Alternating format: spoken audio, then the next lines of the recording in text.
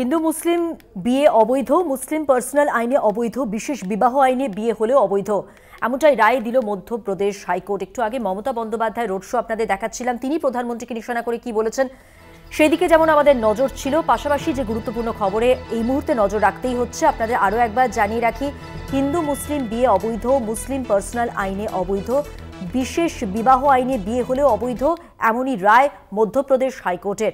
আরো বিস্তারিত জানাচ্ছেন, আমাদের সঙ্গে টেলিফোন লাইনে রয়েছেন আমাদের প্রতিনিধি পল্লব চট্টোপাধ্যায়। পল্লব, কি জানা যাচ্ছে এই রায় সম্পর্কে? বিষয়টা হচ্ছে যে এক্ষেত্রে একটি হিন্দু মেয়ের সঙ্গে মুসলিম যুবকের বিয়ে, সেই বিতর্ক হাইকোর্টে এসেছিল, মধ্যপ্রদেশ হাইকোর্টে।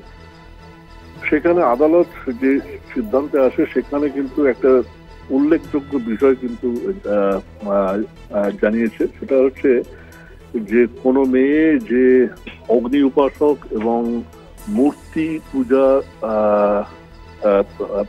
করে বা সেই মতাবলম্বী, সেই রকম মেয়ের সঙ্গে কোনো মুসলিম যুবকের বিয়ে মুসলিম পার্সোনাল ল অনুযায়ী কোনো মতেই বৈধ নয়।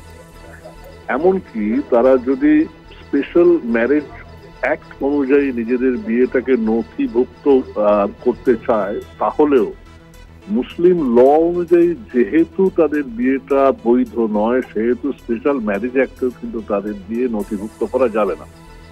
এইটা মধ্যপ্রদেশ হাইকোর্ট কিন্তু খুব স্পষ্টভাবে জানিয়ে দিয়েছে। এটাই মূলত এই রায়ের সার কথা। মধুমন্তী, ধন্যবাদ পল্লব। কথা বললাম আমাদের প্রতিনিধি পল্লব চট্টোপাধ্যায়ের সঙ্গে।